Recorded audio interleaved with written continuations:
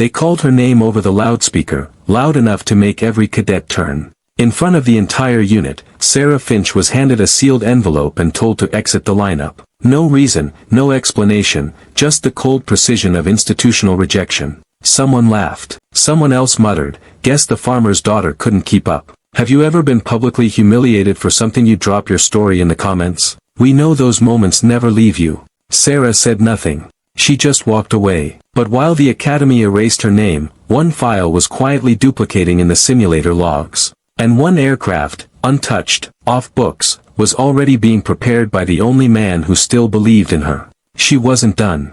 Not even close. They wanted silence. They were about to hear thunder. Sarah Finch stood alone on the tarmac, her short-cropped blonde hair ruffling in the breeze as she watched the other cadets perform their drills in the distance. At 28, she was older than most recruits, with sharp green eyes that missed nothing and a quiet demeanor that made her an easy target. The wind carried fragments of laughter from a group of younger cadets, all from military families, all sailing through evaluations with suspiciously consistent scores. Captain Bradley Thornton approached, his chiseled features arranged in an expression of professional regret that didn't reach his icy blue eyes. "We've reviewed your performance matrix," he stated, voice clinically detached. "It doesn't meet criteria for tactical decisions under high-stress response." His tone was reasonable, his words following protocol perfectly, yet the satisfaction lurking beneath his perfect composure was unmistakable to Sarah. The sun was setting, casting an orange glow across the hangars and runways. Sarah touched the tarnished silver wing pin fastened inside her jacket. Her father's pin, the only thing she had left of him after the crash that took his life 3 years ago. She ran her thumb over the worn edges, feeling the slight indentation where his name had once been etched, smoothed away by years of handling. James Coleman Finch hadn't been just any crop duster. He'd been a legend in their small community, known for precision flying and mechanical genius. Local pilots would divert miles to have him check their engines, trusting his instincts over manuals. "You've got the touch, Finch," he told her the first time she took the controls of his old biplane at 12. "It's in your blood." The memory both comforted and stung. She'd promised him she'd fly someday. Really fly, not just dust fields. Now that promise lay shattered, another casualty of a system valuing pedigree over skill. Sarah was so lost in thought she didn't notice Tech Sergeant Danny Brooks until his gravelly voice broke her reverie. "Rough day, kid." The 40-year-old mechanic had grease smudged across his forearm and compassion in his eyes. His weathered hands bore marks of decades working with aircraft, scarred knuckles, oil embedded in skin creases, fingernails darkened by hydraulic fluid. Unlike most at the academy, Danny never treated her with disdain. She'd found refuge in the maintenance hangar, her mechanical aptitude earning respect from the veteran technician. "Just got my walking papers," Sarah replied, voice steady with practiced control. "Apparently, my tactical response profile doesn't meet standards." The bitter words tasted like ash, but she refused to show disappointment. Danny's face hardened. "Thornton's work, I'm guessing. Same way your gyro stabilizer mysteriously recalibrated mid-simulation yesterday." The insight caught Sarah off guard. For weeks, she'd excelled in simulations and maintenance tests, only to face inexplicable equipment issues during evaluations. Calibration drift, software patches, sensor anomalies, all timed to undermine her. "Doesn't matter now," she said, turning toward the base exit. "I've got 48 hours to clear out." Danny stepped into her path, expression intense. "Hold up, you're just going to walk away? Let Thornton win." Sarah's jaw tightened. "I fought every day here, Sergeant. They've made their decision." Danny glanced around, ensuring they weren't overheard, then leaned closer. "What if I told you there's a way to show them what they're throwing away?" His conspiratorial tone kindled a spark of hope. "I'm listening," she said cautiously. Danny nodded toward the maintenance hangar. "Walk with me."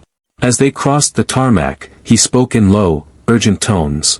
3 days from now, there's a demonstration for Big Brass from Washington. A showcase of the program's best pilots. Thornton's the star, showing off in the new F-22 for testing. Sarah's eyes widened. The Raptor was the Air Force's premier fighter, a technological marvel few pilots handled.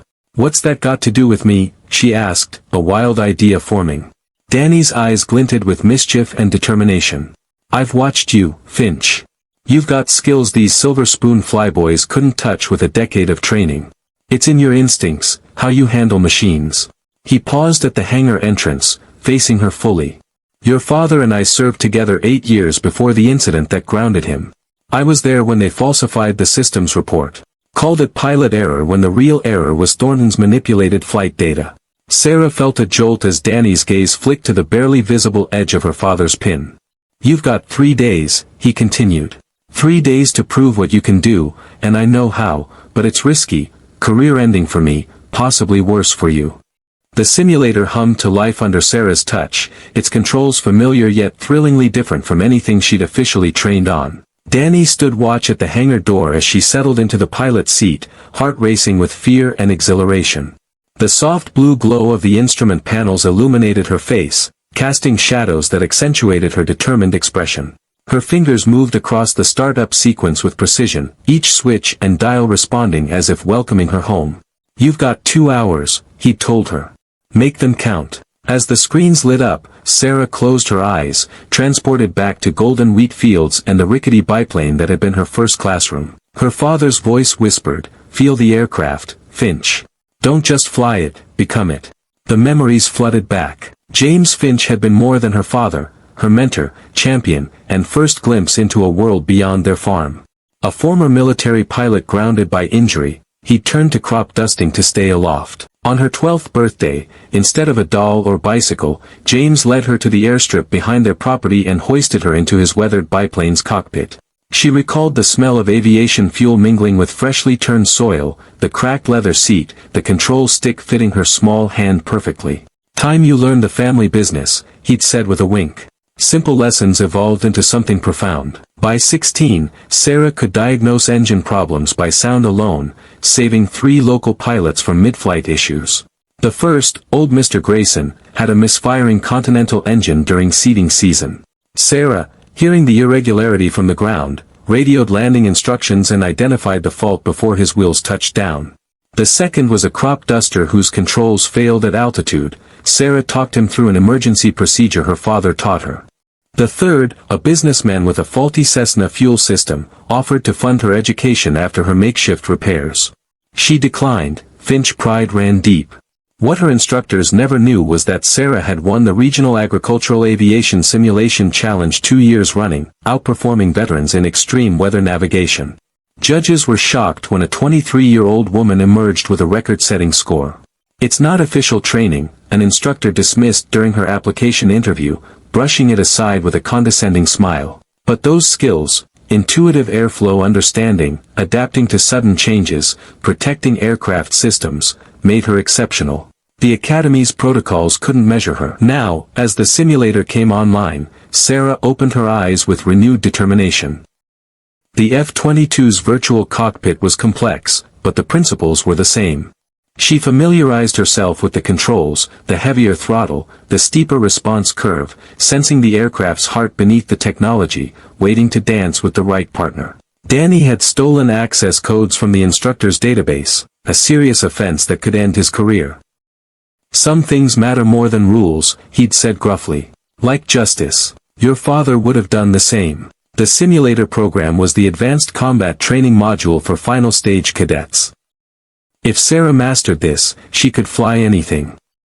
For 2 hours, she lost herself in the virtual sky. Early attempts were rough, the F-22's responsiveness catching her off guard. 3 crashes during high-speed maneuvers flashed red failure notifications.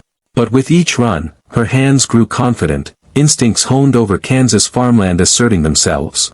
By the 4th attempt, she improved markedly. By the 6th, she outperformed benchmarks. Her unorthodox technique was the mark of a natural pilot.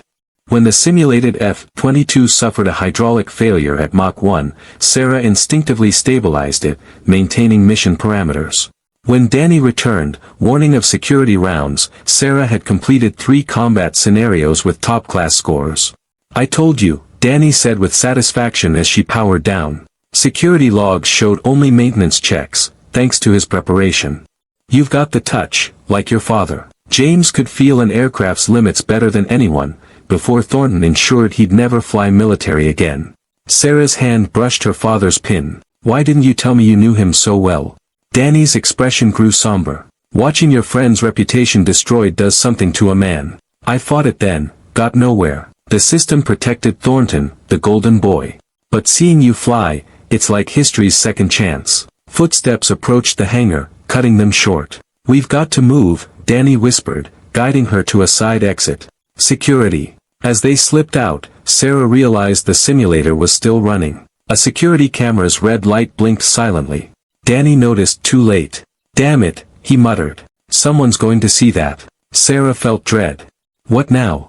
Danny's expression was calculating. Now we accelerate the plan. You've got 72 hours to prove yourself, and someone saw you do it. Who? And what'll they do? The next morning, an urgent knock woke Sarah. Throwing on a t-shirt and sweatpants, she opened her dormitory door to find Lieutenant Mia Alvarez, dark eyes unreadable. At 30, Alvarez was a tough but fair instructor and head of security operations. Finch, get dressed. Meet me at Hangar 6 in 15 minutes. Don't talk to anyone. Before Sarah could respond, Alvarez strode away, leaving her barefoot and confused. This was it, the unauthorized simulator use discovered. Sarah dressed quickly, mind racing. Best case, immediate escort off base. Worst, legal repercussions, possibly implicating Danny. Guilt twisted her stomach as she crossed to Hangar 6, a storage facility. She avoided cadets' curious glances. Her dismissal was already gossip. The morning air carried jet fuel and distant aircraft rumbles, sounds Sarah loved. Alvarez waited inside beside the tarp-covered simulator. Sarah's heart sank. Close the door, Alvarez instructed, tone neutral. Sarah complied, bracing herself. Instead of a reprimand, Alvarez powered down security cameras. We have 7 minutes before they reactivate, she said. Enough time for you to explain why you used a restricted simulator and broke 3 academy records. Sarah blinked, stunned. You saw the footage? Alvarez nodded, impatient. I monitor security alerts personally. Imagine my surprise seeing a dismissed cadet handle combat scenarios better than our graduates. Explain. Sarah hesitated. Lying was pointless, the evidence stood beside them. But the truth implicated Danny. As if reading her mind, Alvarez added, don't protect Brooks. I know he helped. Why? Sarah took a breath. Because Thornton's assessment was wrong. I've flown since I was 12. My father, James Finch, was a military pilot before injury. He taught me everything. Her voice grew stronger. From day one, equipment malfunctions, calibration issues, never investigated, undermined me.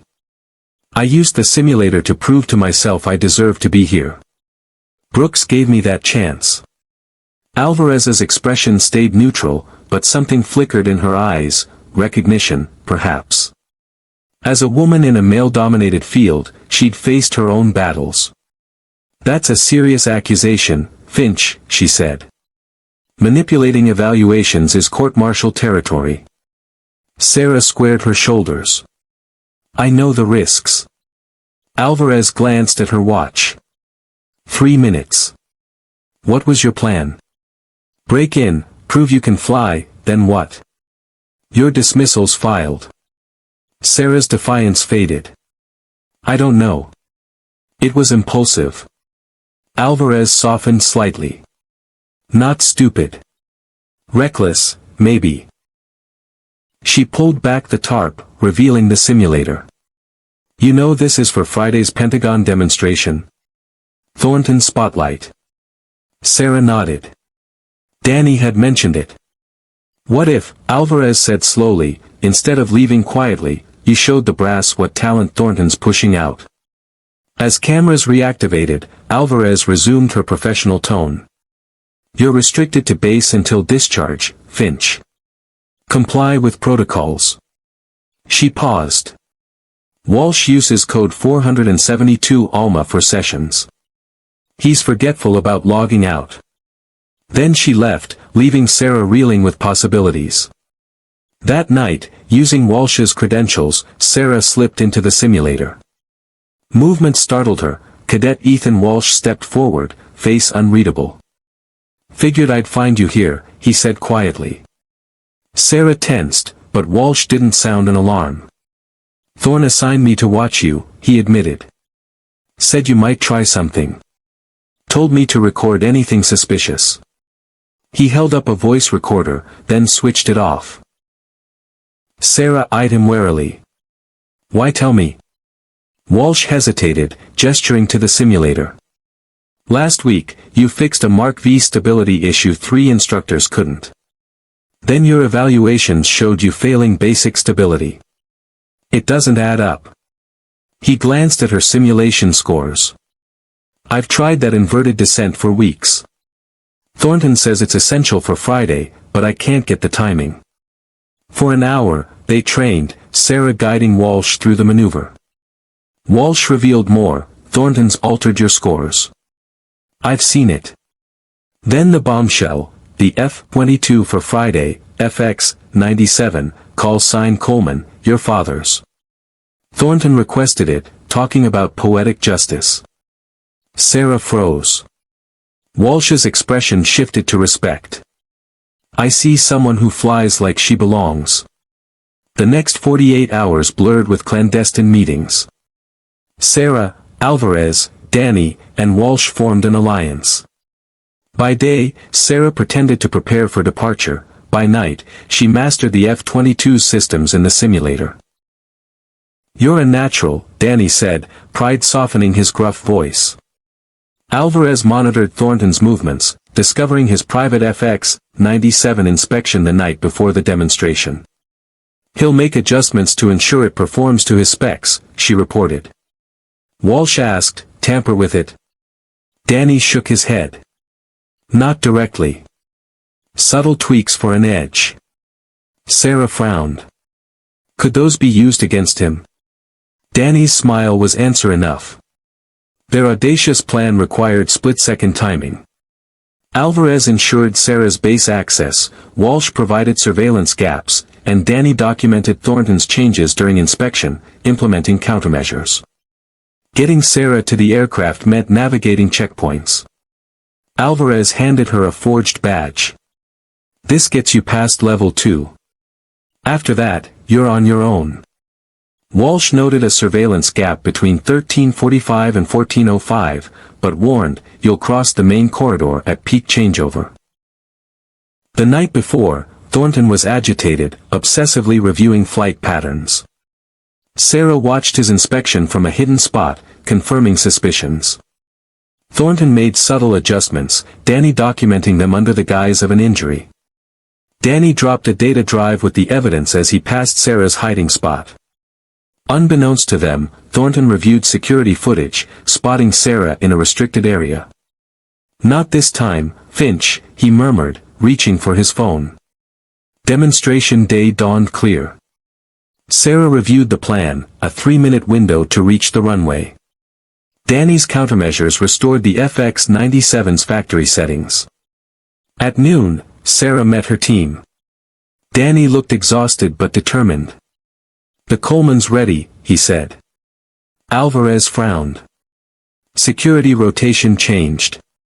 I'm in the VIP section, can't clear your path. She handed Sarah the badge. Danny gave her James Finch's official pilot wings, inscribed with his name. He earned these, Danny said, voice thick. At 1400, Thornton's team took off. Sarah watched the Coleman, her father's aircraft, flown by his betrayer. At 1:44, Walsh's voice crackled, he's setting up for the inverted descent. Stand by. Sarah moved through the maintenance corridor, bluffing past a security officer with technical jargon. Reaching the standby Raptor, she felt clarity.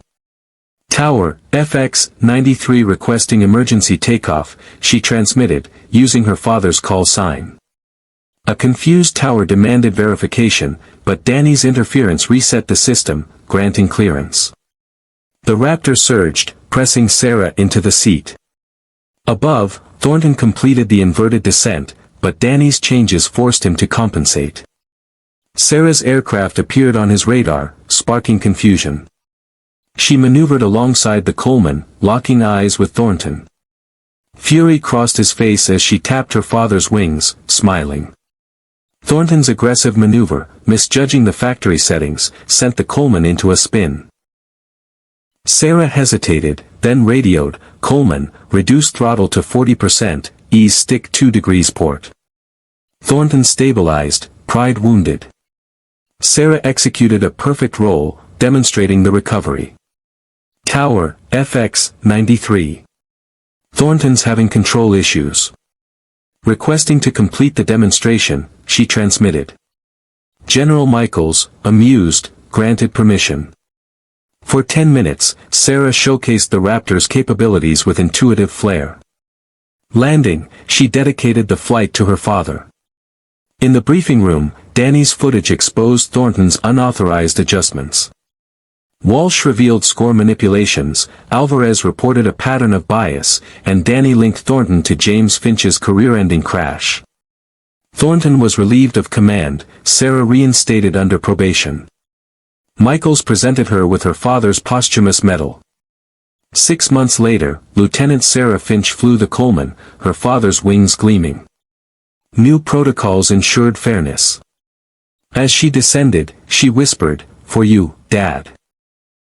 The Coleman responded, wheels touching down perfectly. No one could clip her wings. Subscribe to HOA Tales Unraveled for more chaos and jaw-dropping tales.